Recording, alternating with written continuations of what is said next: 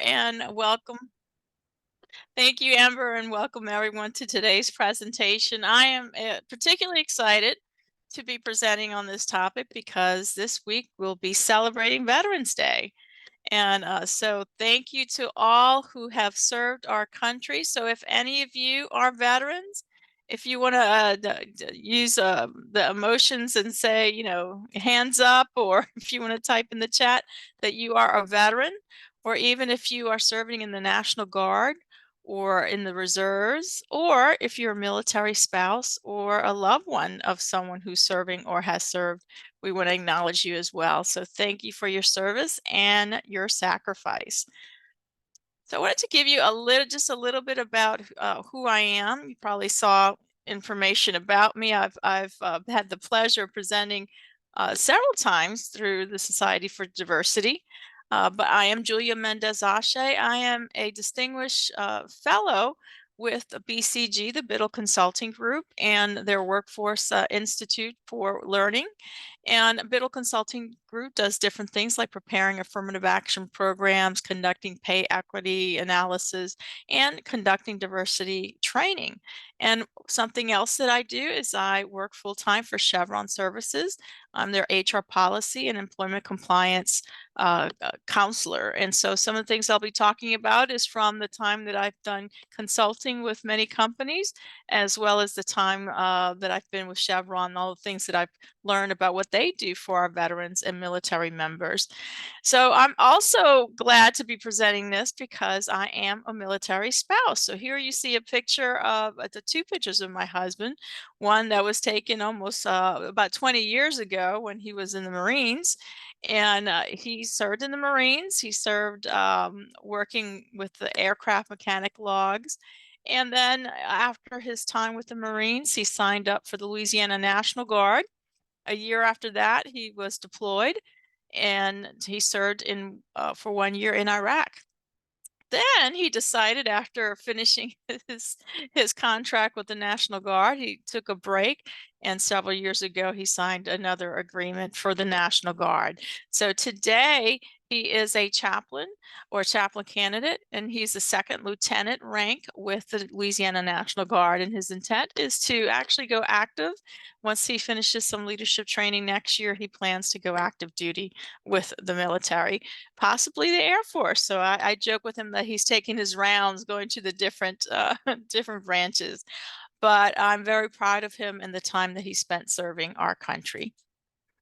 So what we'll be covering today, we'll be going over some fun facts about the different branches that you might not be aware of. Some of the things that we're going to be talking about are things that I learned by not knowing the correct phrases to use and what different types of things to mention when you're talking military talk that I've learned from interacting with my husband and others who have served in the military. And so I want to pass that knowledge on to you. But we're also going to talk about laws pertaining to veterans, military members, and their family. So if any of you work for federal contractors, some of these laws are specific to federal contractors and covered subcontractors. And then another law that we're going to talk about really is pretty much any employer will need to abide by that particular law that we're going to discuss. And then I'm going to talk about the business case for hiring veterans, military members, and military spouses. So if currently your organization is not doing anything to attract these different groups of people, then you might make your case for management as to doing something specifically to have some targeted recruiting efforts for veterans and military members and spouses. I'll give you some recruiting tips if you want to go ahead and do that, or maybe currently you are recruiting to try to attract veterans, but could use some additional assistance on different things that you want to try to attract even more veterans to apply. And then lastly, some practices for building an inclusive work environment. So we want to make sure that if you actually do attract veterans to come work for your organization, that you are building an environment where they feel safe, where they feel appreciated, and so they'll want to stay there a long time. Okay. So the first fun fact that I have is that Army is the oldest and largest military branch. So when we're talking about the different branches, that is the oldest. The next fact that I have for you is the Defense Department is the largest employer in the United States with 1.8 million people serving on active duty. And so I was surprised to see that number being so large. From different reports that I've seen, only a very small percentage of the total people that are working in the United States actually work for the military, but the Department of Defense, I mean, that's a large number there. And another fun fact that we've got here is that the Navy's bell-bottom trousers serve multiple purposes. So one of those purposes is to use as a flotation device. And so they can go ahead and put a knot and tie those together, and it will help them to float if they had to somehow jump overboard on one of the ships, maybe, in battle or something like that. If the ship was going down, that would help them to be able to float. Another reason they have the bell bottoms is so when they're cleaning the decks, they can roll up the bottoms of their trousers there, and it won't get dirty or wet. So that I thought that was interesting. Another one is that the U.S. Marines' unofficial mascot is the English Bulldog, also known as devil dogs. And part of that information was because when they were at war, one of the wars, the enemy basically was referring to them as saying that they look like devils, devil dogs, and so they translated that word that they were using in that native language to mean devil dogs, and the Marines liked it, and so it stuck with them, and so they continue to use that. And then here we got another fact that the Coast Guard seizes 169 pounds of marijuana and 306 pounds of cocaine. That's $10 million worth every single day. I was pretty surprised with that amount, I must say. So anyway, if you're interested in getting some more trivia facts there, you can go to military.com. They've got some great facts, and that's actually a very good website to visit to. I get daily emails from that source about things going on with the military, and that could be something that's of interest to you. So even if they're having to deploy troops for whatever reason, I know there's a lot of discussion with things going on right now in the Middle East. If you want to keep up to date with that sort of thing, that's a great source to be connected to. Now, one thing that I wanted to go over is how to refer to service members in the different branches. And so this is something that I was not aware of, and I'll tell you what I used to say once we go through all of these. But if you're serving in the Army, I want you to take a moment and think about, what do you call people who are serving in the Army? I'll give you a second to think about it. So people who serve in the Army are called soldiers. And so I used to think that everybody that served in the military was called a soldier. Why? Because what I've seen on TV, what I saw in movies, every military movie where people were dressed in military uniform, they referred to each other as soldiers. And so I thought that every branch you would call the people that were serving soldiers. And I was educated that that is not correct. The second one, Navy or Coast Guard. Now, these two branches do refer to the people that are serving by the same name. So if you want to take a guess, what do you call someone who's serving in the Navy or the Coast Guard? A second. And the answer is sailors. So they are referred to as sailors. The next one is the Marine Corps. What do you refer to people serving in the Marine Corps? And that would be Marines. So that one, that was almost like a trick question. And then Air Force. What do we call people serving in the Air Force? And so they're called airmen. And then the last one, and you might not be aware of Space Force. So that's the newest branch that was added to the list of different service branches. The Space Force. What do you call people serving in the Space Force? By the way, I think this is the coolest one of all. Guardians. So similar to Guardians of the Galaxy, if you are into those types of Marvel type movies, very cool there. So just a little bit of information there. if you are talking to someone serving in one of these branches, you want to try your best to make sure you're referring to them using the correct terminology. So now let's jump into talking about the different laws that protect our veterans or those who are currently serving or those who might be interested in serving in the future. Or some of these laws also protect persons affiliated with someone who is serving. So the first law that we're going to look at is USERRA, and that is the Uniform Services Employment and Reemployment Rights Act. So in general, the protected person that we're talking about here is entitled to be reemployed. And we're going to talk about that. What happens if someone is deployed and, for example, they're in the National Guard or Reserves? So first of all, I want to give you a little bit of background on what USERRA is about and who enforces this. So this is enforced by the VETS agency, and VETS stands for the Veterans Employment and Training Service. And what USERRA does, it prohibits discrimination in employment based on multiple different things. So the first one is the individual's prior service in the uniformed services. So if you're applying for a job and during the interview, the person's asking you about your prior employment history, and you make mention that you served in one of the military branches that we just covered, they cannot discriminate against you because of the fact that you served. Okay. So you are protected under USERRA for that. Also, it prohibits discrimination in employment based on your current service in the uniformed services. So you might be asking, well, Julia, if the person is serving currently in the uniformed services, why would they be applying for a job somewhere else? They're under contract to serve with one of the branches that we just mentioned. Well, if you're in the National Guard or Reserves, you might not be very familiar with what those two groups are doing. They're not working full time in the military unless they are activated, active duties, for example, deployed to the Middle East or something like that. So they typically they're working one weekend out of the month. They're going to their military duty. And then in the summer months or different time of the year, they might be out several weeks for their training that they have to do. But other than that, they're working regular jobs or they're going to school taking classes.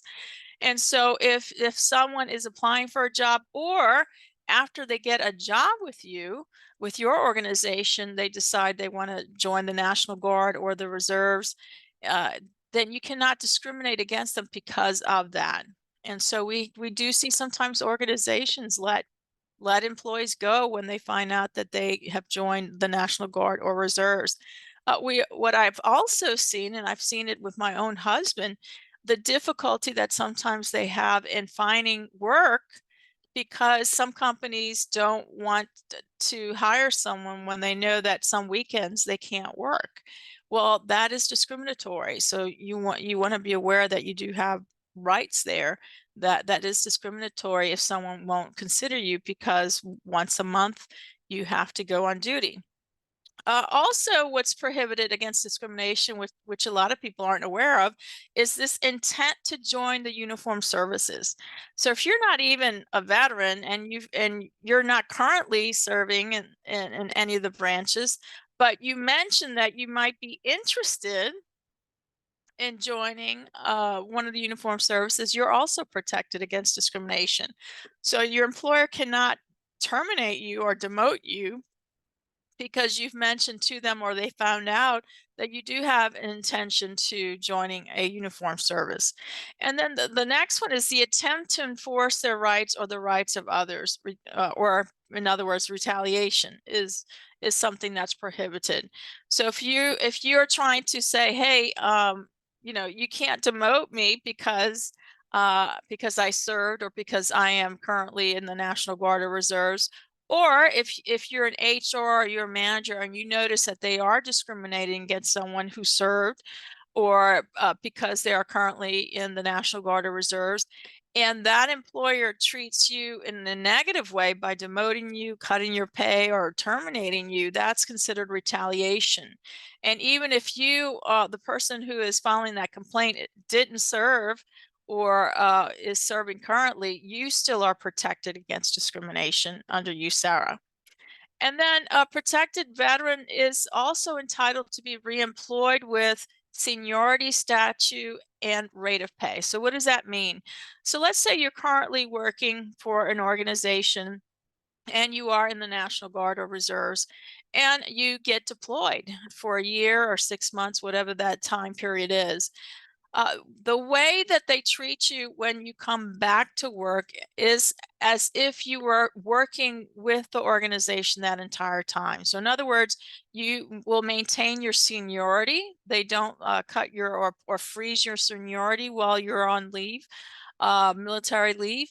And also, if you would have gotten a promotion because of time on the job, you still need to receive that increase in pay along with promotion, as if you were working with the organization that entire time. So those are some things that you should be aware of. Also, if you are affiliated with someone who is in the military, or who is a veteran, such as myself, I'm a military spouse, I cannot be treated in a negative way because of that affiliation. So just be aware that those things are protected.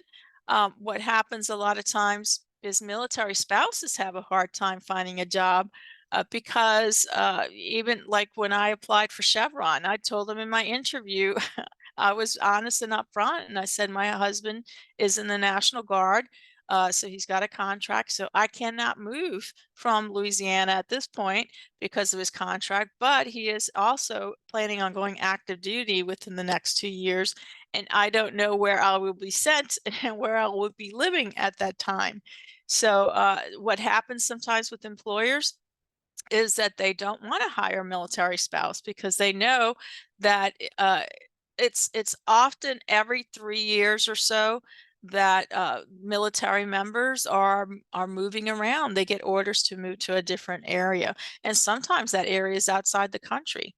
So just be aware that be sensitive to that. It is difficult at times to be a military spouse, and there's a lot of stress that goes with, am I going to be able to find a job if we have to move? So this next law that we're going to talk about is VEVRA, the Vietnam Era Veterans Readjustment Assistance Act. And this pertains to federal contractors and subcontractors. So if your organization has a contract with any of the branches of the U.S. federal government, any of the departments, or if you have a subcontract, so what does that mean? That means, for example, say I am a shipbuilding company and I have a $10 million contract to build ships for the Navy. So I am a federal contractor in that particular case. However, I am subcontracting some of the work out to another organization. So perhaps I'm buying radar equipment or some of the materials needed to build that ship. So those organizations that are supplying those materials or services to me to be able to fulfill my contract with the Navy now become a subcontractor. So the thresholds that we're talking about is that the organization has at least 50 employees, and that's 50 employees throughout the United States, as well as U.S. protectorates. That includes Puerto Rico, Guam, Saipan, and U.S. Virgin Islands. And that contract is worth at least $150,000. Then you have to abide by this VEVRA regulation. It prohibits discrimination against any protected veterans, and in a moment I'll talk about what that looks like. And it requires affirmative action to employ and advance qualified protected veterans. And so that's one of the things that we look at when we're looking at an affirmative action program for our protected veterans. We're looking at what is the organization doing to proactively reach out to groups to help them find veterans. Also, what the government requires federal contractors and subcontractors to do is to set a benchmark for protected veterans. And so as of March 2023, that benchmark is to have at least 5.4% of the folks that you've got coming in to be protected veterans, and that number changes year by year, and it's associated with the unemployment rate for veterans. Another thing that you're required to do is to keep track of data collection analysis. So you're keeping track of all the applicants that are coming through each year, and of those, how many self-identified on the application as being a protected veteran. And you're also tracking how many people did you hire throughout the year, and of those, how many self-identified voluntarily as being a protected veteran.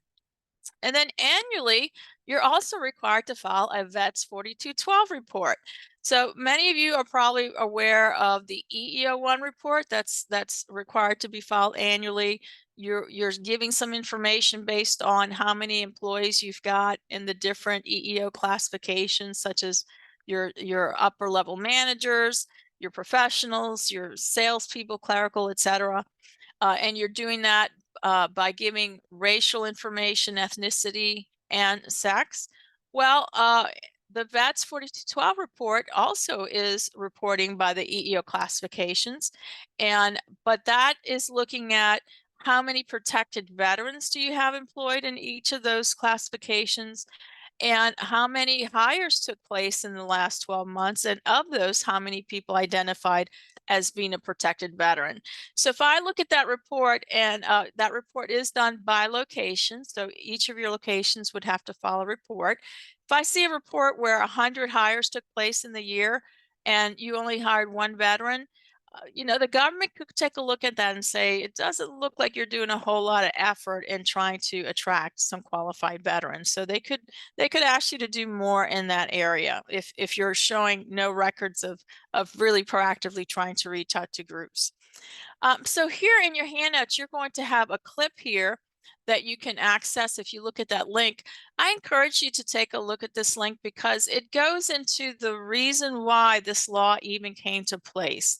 The Vietnam Era Veterans Readjustment Assistance Act, just like the name insinuates, came about after the Vietnam War, or shortly before it ended. And the reason why this law was necessary is because this is the first time that Americans were involved in a war where, when they came back from the Vietnam War, and it wasn't all at one time, but as people would come back, they did not receive a welcome home party. There was no parade for these veterans, and a lot of times people would spit at them, they would call them names. A lot of that had to do with the for the first time in history, we were seeing live coverage of the war on TV. And oftentimes people were seeing that children were dying, women were dying, and just the atrocities of war. And a lot of Americans did not want us to be involved in that war. So it was not a popular situation. And so when they came back to the United States, they had a hard time finding work. There was a stereotype that they were all drug addicts or alcoholics, or had mental disorders. And the fact that a lot of Americans didn't want us involved in that war made it also particularly hard for them to find work. So that is the basis for why this law came about.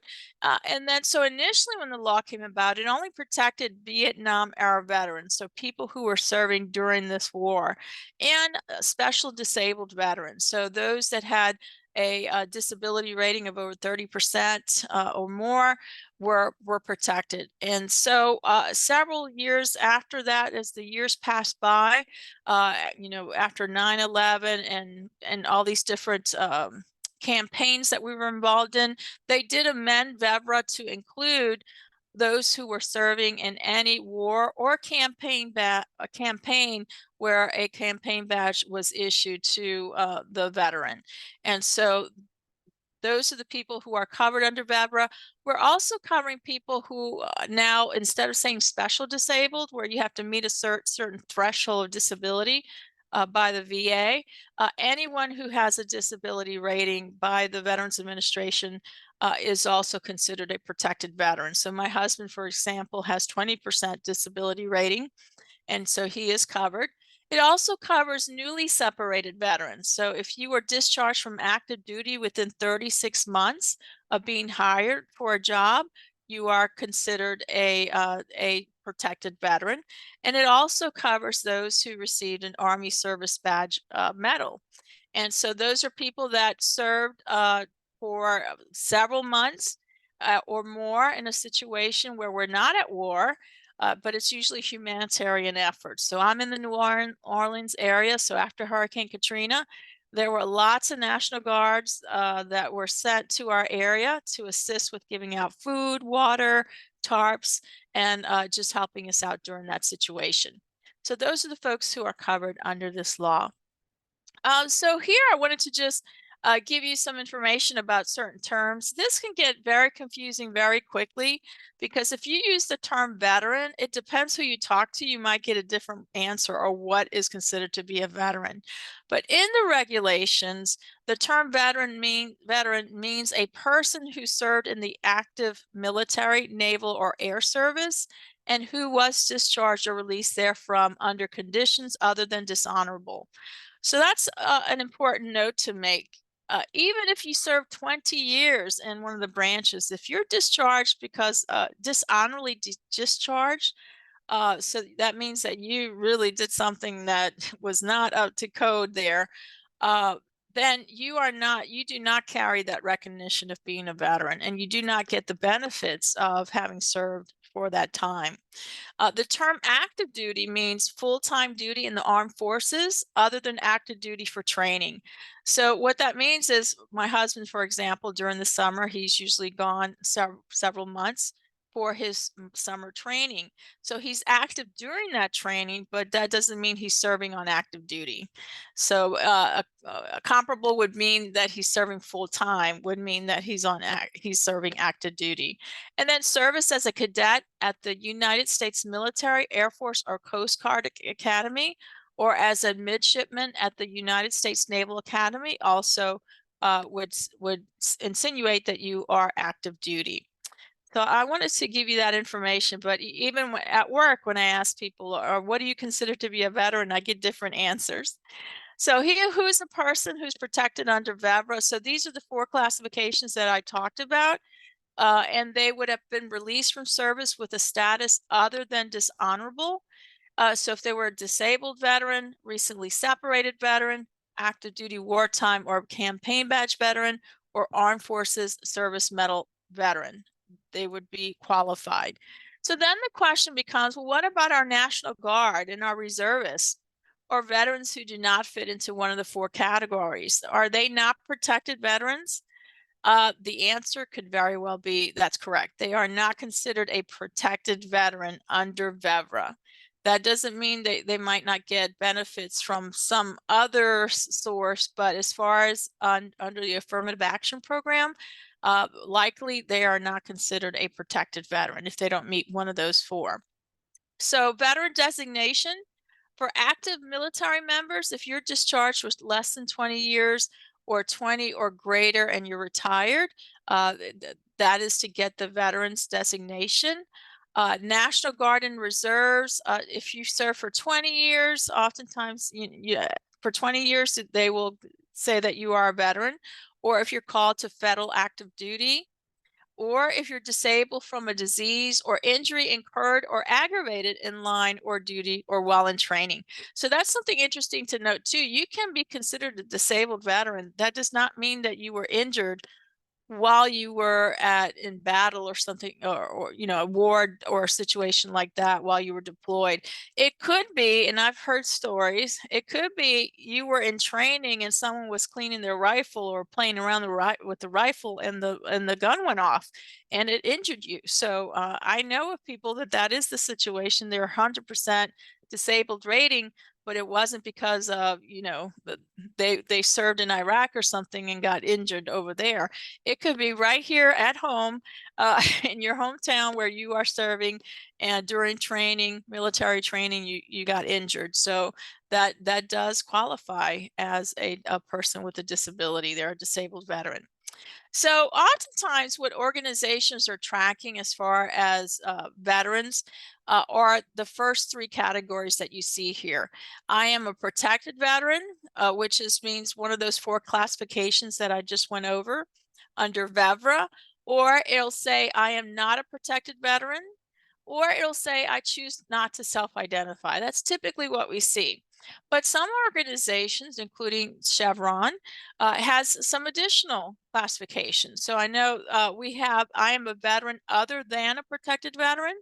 I also have seen I currently serve in the Guard or Reserves, or I am a military spouse or military partner. So you might say, well, why would someone want to ask one of the questions that's not required to be asked for federal contracts? And the reason is for your diversity program or to be more inclusive. Because a lot of times when someone is looking at this self-identification form, it is voluntary. They don't have to fill it out. But they say, hey, I don't fall under one of these four classifications of protected veteran, but I served my country. And so this has given them an opportunity to self-identify. So Amber, if you wouldn't mind, I'm interested in hearing from the group as to if they use a self-identification form, if you can launch that poll.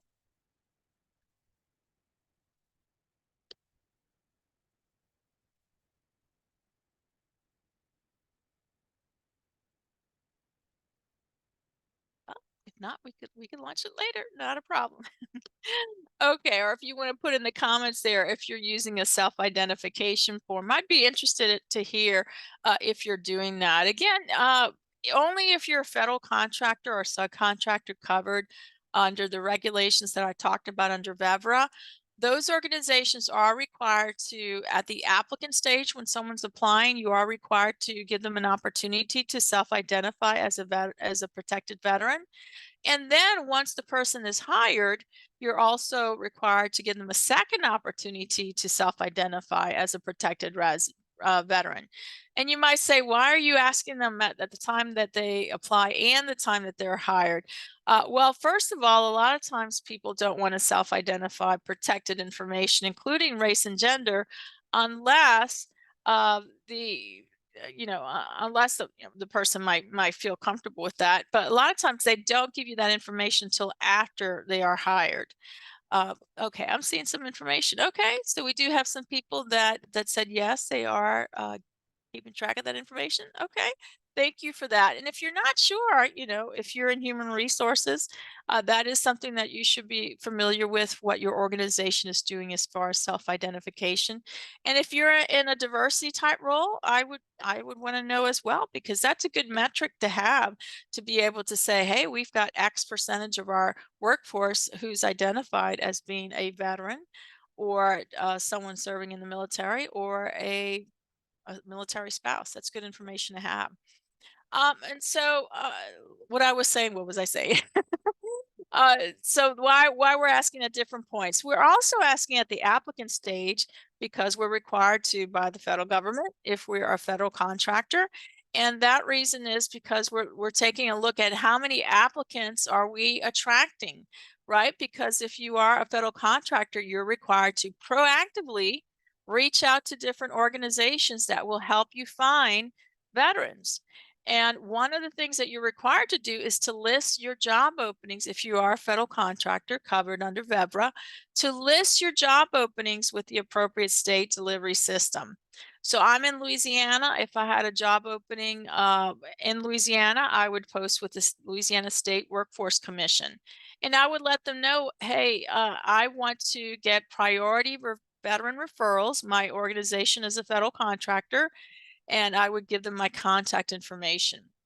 Okay. And so one of the metrics that we're looking at is we're looking to see, okay, of all the people that applied, how many of those identified as a veteran? And if I'm noticing that I'm not getting any veterans applying, then that tells me that my efforts are not very productive, that I need to think of other things that I can do to attract veterans. And I'm going to give you some ideas of what you could do in that area. But I know at Chevron, we do have a diversity program. We also have employee resource group for veterans, focused on veterans. And with that we are interested in getting some metrics too from a and inclusion perspective, not only our protected veterans, but anyone who's served, whether it's in the National Guard or Reserves, and even within the employee resource groups, they ask questions too about, are you a military spouse or partner? So just some things to consider. You might want to track those metrics as well. So let's talk a little bit about some unique challenges faced by our veterans, especially when they're trying to when they've exited. They're no longer in that military role, and now they're trying to find a civilian job. Veterans do struggle to translate their skills to civilian workforce. So if they spent their whole career in the military, it is not that simple to say, okay, now I'm going to work in a civilian job or try to find civilian work. That should be easy. Not so simple. So organizations struggle to translate the applicant military experience into corporate proficiency. So if you're looking at the resume of someone who spent the last 20 years in the Marines, what you see as far as their skills and their job titles don't normally line up very closely to what you would see in your own company's titles. And so, one of the things that we're going to talk about, how can you translate the military experience into comparable civilian experience? But that is a big barrier that our military members, our veterans are facing. And then lastly, cultural differences may lead to unconscious bias. There's a lot of things that are ingrained to people who are in the military, just like what does it mean to show up on time for a meeting? Well, you know, you ask my husband, if you show up 15 minutes before it starts, then you're showing up on time. If you show up at the time it starts, then you're late. So that's been ingrained in them. So a lot of formalities and how you refer to one another is also ingrained in them within the military. And so there might be some difficulties in trying to, at least initially, to feel comfortable working in a civilian job.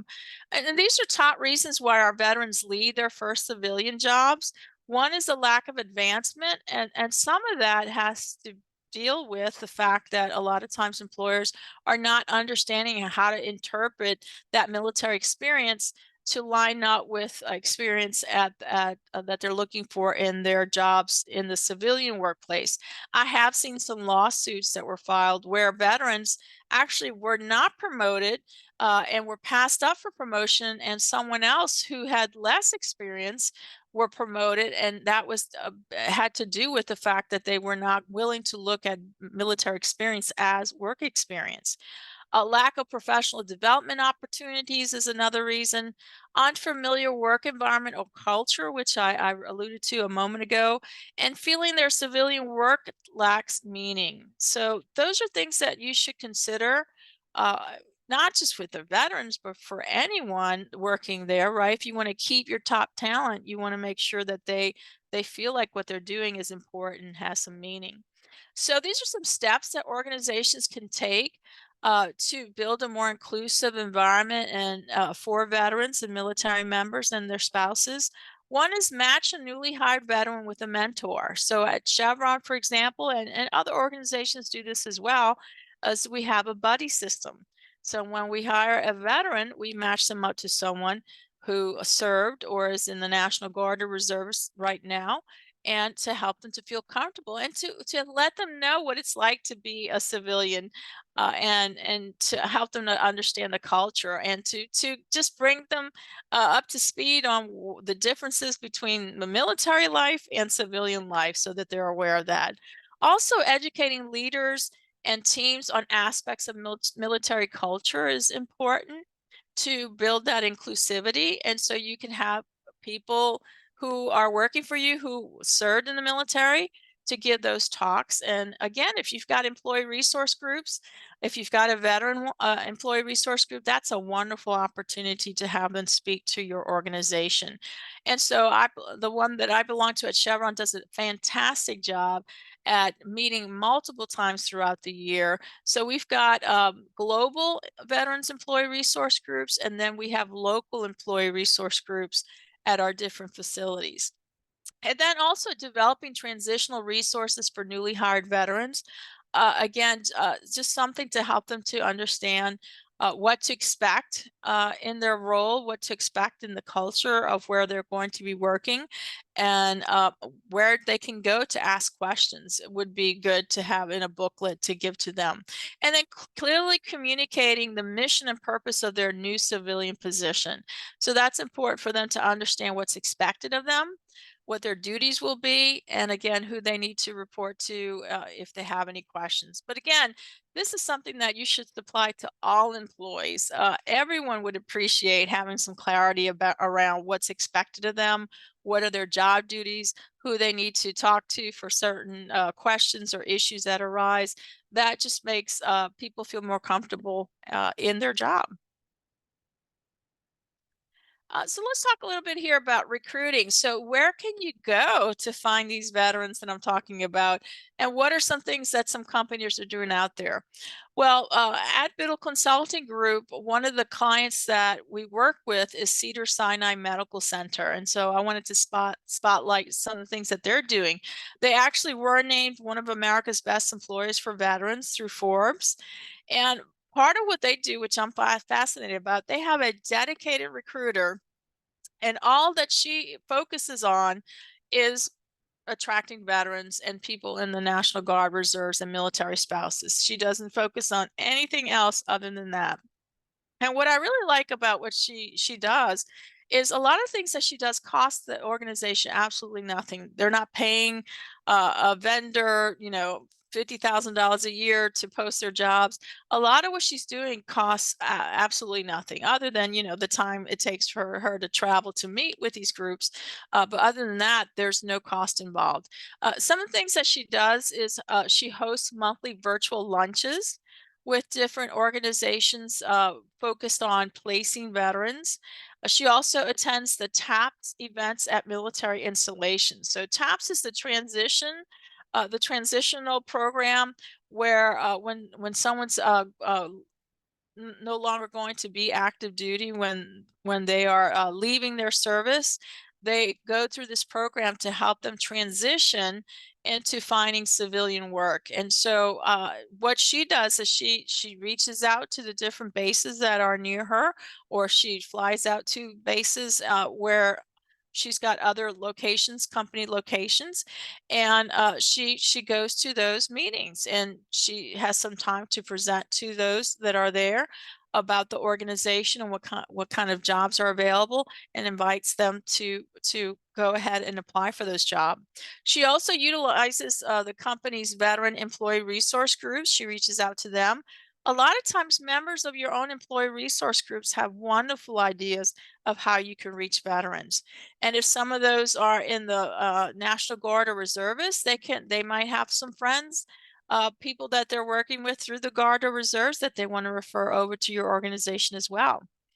Uh, she also helps the organization with having celebrations for Memorial Day and for Veterans Day, and reaches out to groups such as Operation Gratitude, where they are sending care packages, for example, to those who have been deployed. And so letter writing campaigns are other things that are very popular too, to show those who are serving your gratitude for their service.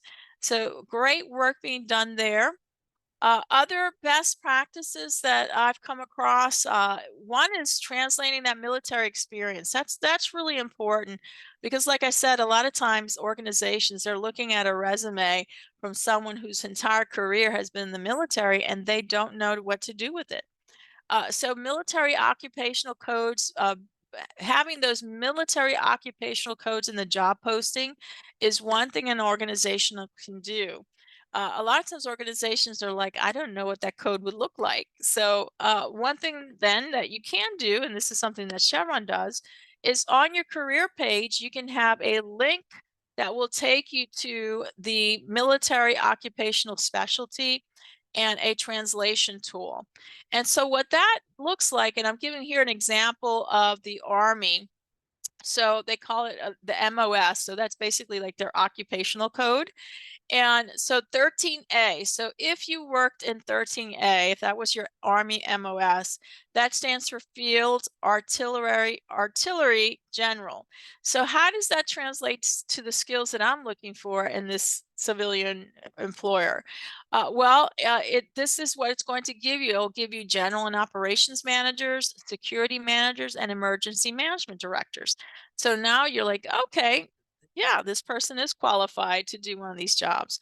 Or the person looking for the job can say, okay, these are the jobs that I should be applying for.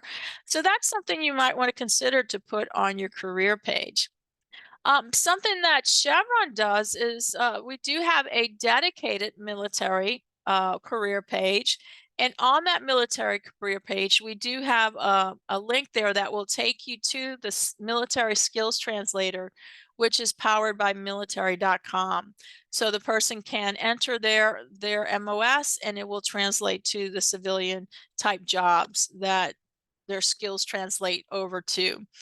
We also partner with Next Op to recruit military members and veterans. So Next Op is an organization that was that came about several years ago, back in 2014, by veterans and industry leaders who sought to be able to build a strong military talent pipeline in industries. And what they found out is that persons who were enlisted in levels 3 to E7, they were having a uniquely difficult time finding work. And so this is how this came about. And we're finding success with that partnership and getting veterans. Also on our website, we have a video highlighting veteran employees. And so they talk about their military experience and the work that they're doing at Chevron. We also have a written testimony from a project manager with military experience on the website. And we have a handout listing benefits for veterans and their family members. It has information about the Veterans Employee Network, military onboarding buddy system, and military leave of absence policy. At recruiting fairs, the recruiting fairs that we have, the ones that are focused on militaries members, those are posted to the website. So we use sources such as MBA veterans and recruit military to attract veterans as well. Some additional recruiting tips that you might consider: inviting your employed veterans to assist in the recruiting veteran candidates. So they could come along. If you're doing a career day and you're trying to attract veterans, it's nice to have veterans who are working for your organization to be there on hand to answer questions to people that might come up and ask questions, especially about how is the transition from military life to working at your organization like? Creating a veteran resource guide for recruiters is also something that you could consider, just like how do you refer to people who served in the different branches? Posting job openings at colleges and universities serving veterans. A lot of universities and colleges have a program. A lot of them have ROTC programs there that you might want to reach out to. Offer a pathway to certification for job skills is something else. That ability to gain new skills, the ability to be promotable within the organization is something that's really attractive. Honor military experience and certifications. So if they came with the military experience, utilize that information when considering whether or not, what level that they should come in at your organization.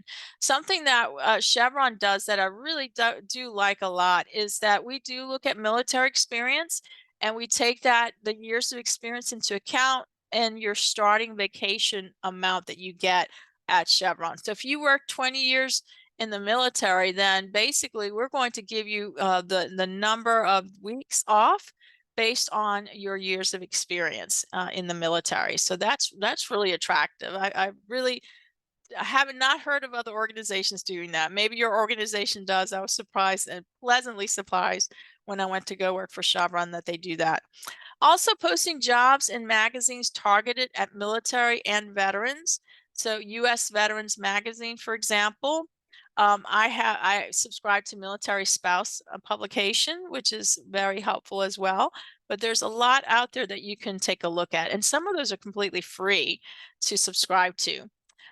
As far as making the case for hiring veterans and military members, their skills and qualities. We know from just research and experience that they have a high level of resilience, initiative, integrity, adaptability, security clearance, right? So I know I've worked with companies, I've done consulting work with companies. The nature of the work that they're doing requires that people be able to pass a security clearance. Well, if you worked in the military, you have a good chance of being able to say yes to that. Leadership skills, experience working in diverse teams. You're working with people from all around the United States, as well as people that have moved to live in the United States from other countries. Strong performance under pressure, absolutely. Advanced technical training, innovative team building skills, strong organizational commitment, dynamic skill sets, creative problem solving, and punctuality. So I mentioned punctuality before. And if that hasn't convinced you to make the effort to try to hire veterans, there are work opportunity tax credits that might be available to you. So a member of a family receiving, you can get those credits if you hire a member of a family receiving food stamps for at least a 3-month period, unemployed for a determined period of time in the 1-year period ending on the hiring date, entitled to compensation for a service-connected disability, and hired not more than 1 year after being discharged or released from active duty. So a lot of our veterans fall under those categories. And so you do get a tax break if you do hire veterans that, again, fall under any of those categories. So I want to shift to talk a little bit here about our military spouses and dependents because they face oftentimes some barriers or some struggles with that association with someone in the military. So military spouse employment was voted the #1 issue for active duty families. Have a hard time finding work. And I know I belong to military spouse groups, and I see them posting, does anyone know of any jobs out there that might be hiring someone like me?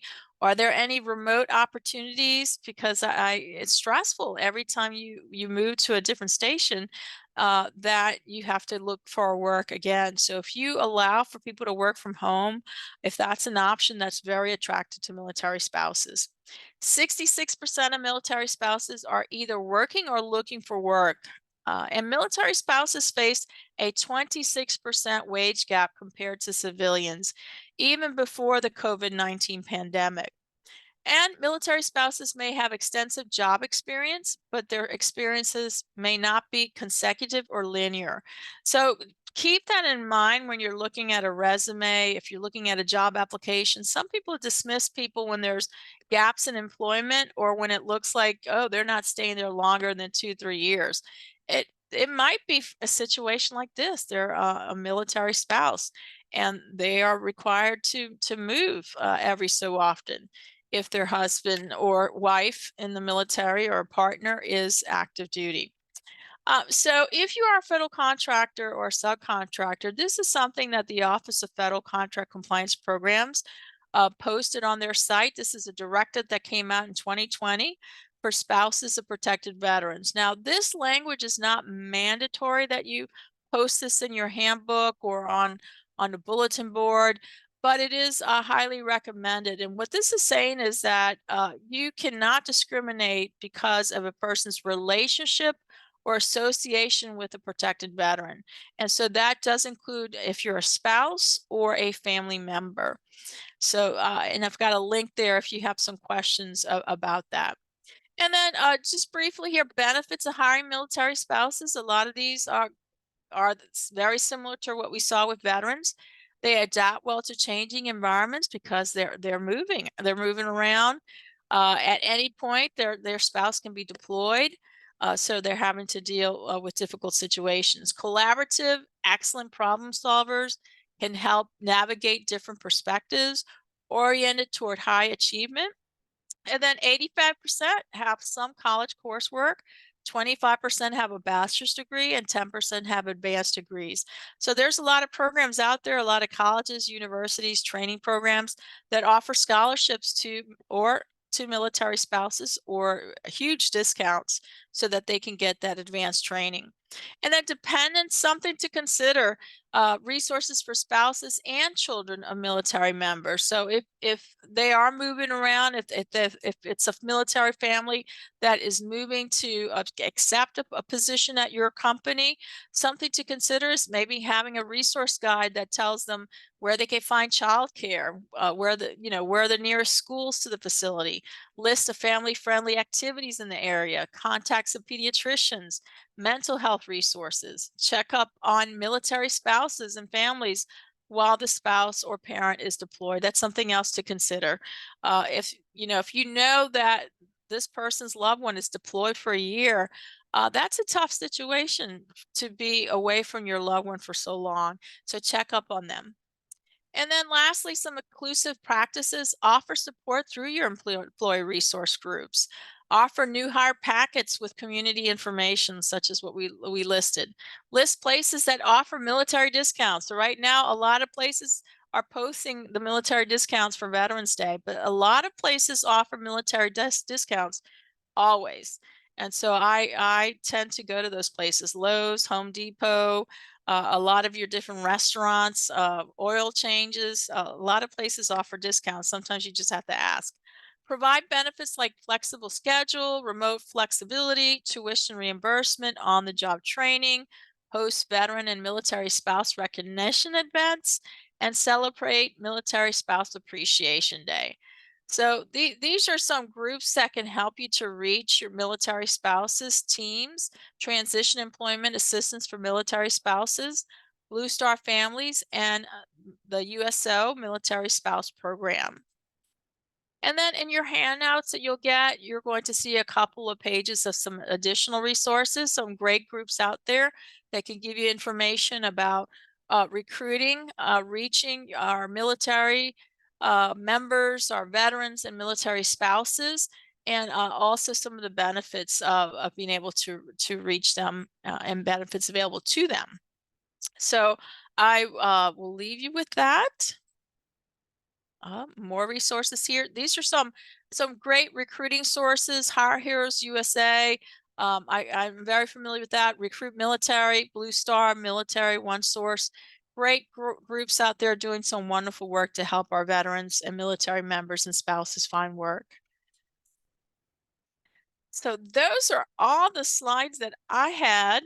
So I wanted to see if anyone has any questions that I might be able to help with. Let me